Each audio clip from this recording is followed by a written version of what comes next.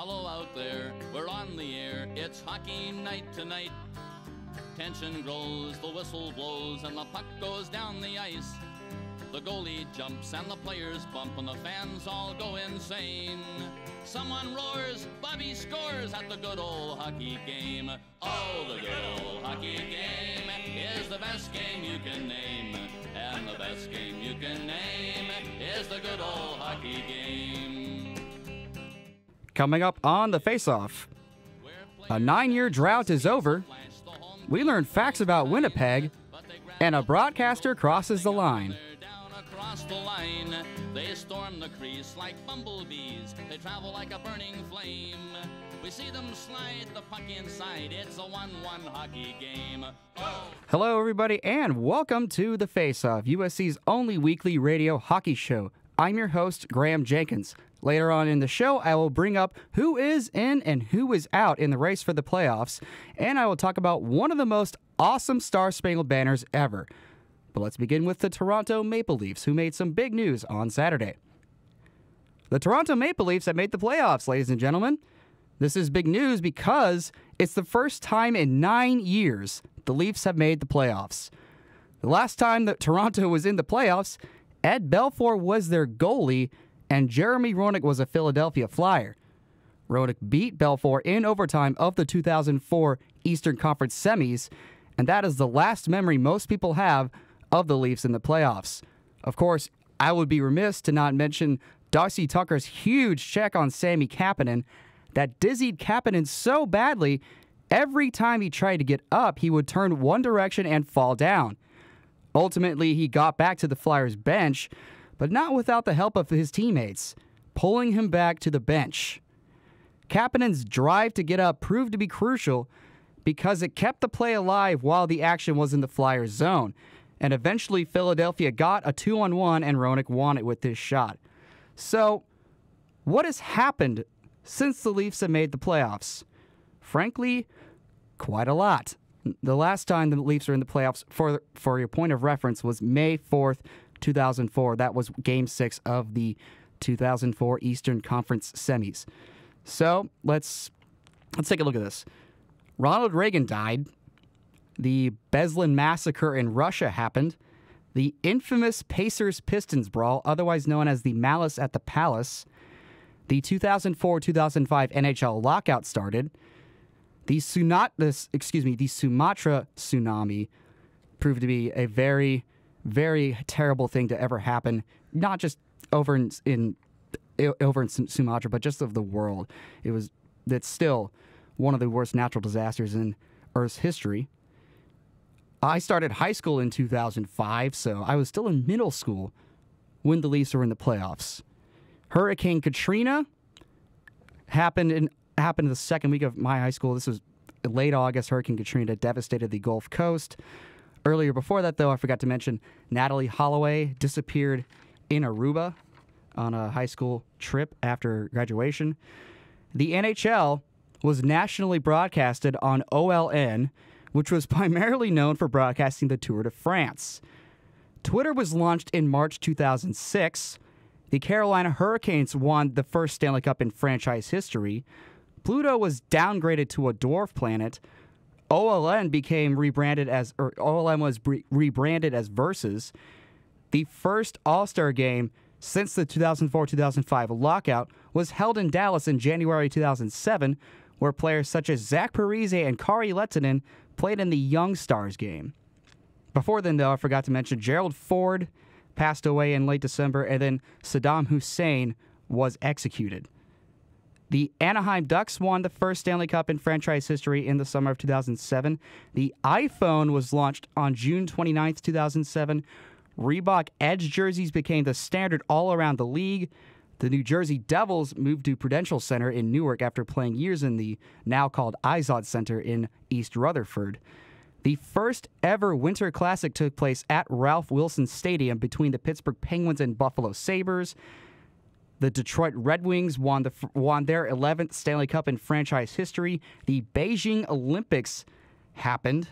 The financial crisis of 2008. Senator Barack Obama was elected president of the United States. Brian Burke, not too long after that, was hired as the Toronto Maple Leafs GM. In 2009, swine flu was one of the major stories in the spring of 2009, H1N1 outbreak. The class of 2009, of which I'm a part of, graduated high school. The Pittsburgh Penguins won its third Stanley Cup in a rematch between the Detroit Red Wings and Pittsburgh Penguins after Pittsburgh lost in 2008. The Haiti earthquake happened. It's still one of the. It's also, along with the Sumatra tsunami, one of the worst natural disasters in history.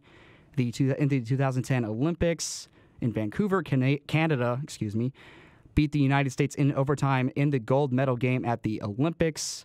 That was Sidney Crosby scoring on Ryan Miller. The Deepwater Horizon explosion in the Gulf Coast spilled an unbelievable amount of oil into the sea, or the Gulf, pardon me. The Chicago Blackhawks won its first Stanley Cup in 48 years. And Chilean miners were trapped. The Chilean miners were finally rescued after being trapped underground for 69 days. The Penguins moved to Consol Energy Center. The Facebook revolution started occurring in early 2011 in Egypt. Japan was also rocked by a massive earthquake, 9.1, that killed thousands of people. A terrible tragedy over there.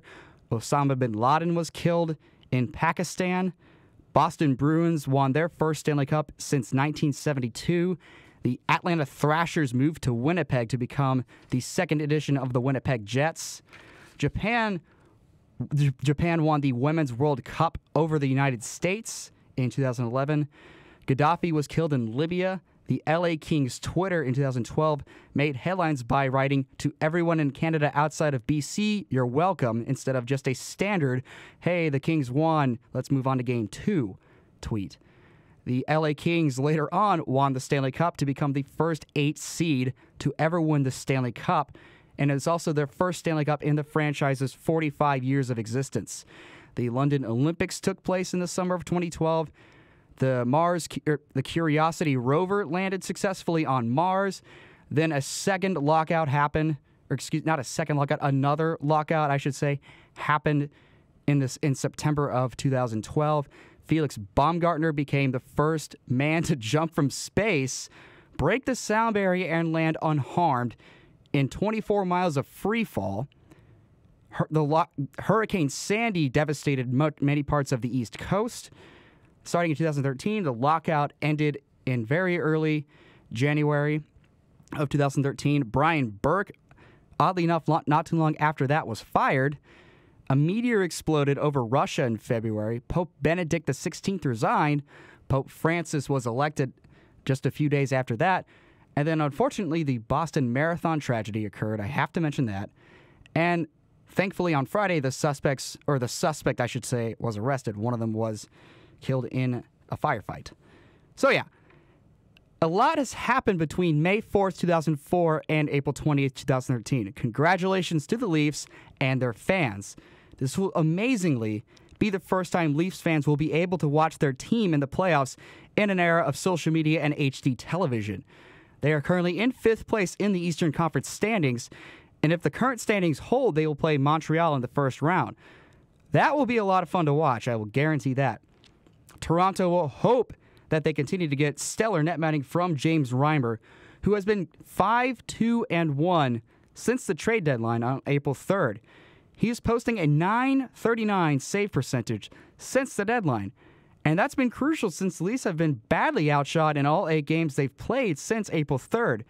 Sean Fitzgerald of the National Post points out that the Leafs have been outshot on an almost 2-to-1 ratio over the last 4 games at 157-86, including 50 shots against by the Ottawa Senators in the game that they clinched the playoff spot. The 50 shots on goal in that game doesn't include the 27 shots the Leafs blocked. So really, the Senators got 77 shots in the Leafs zone.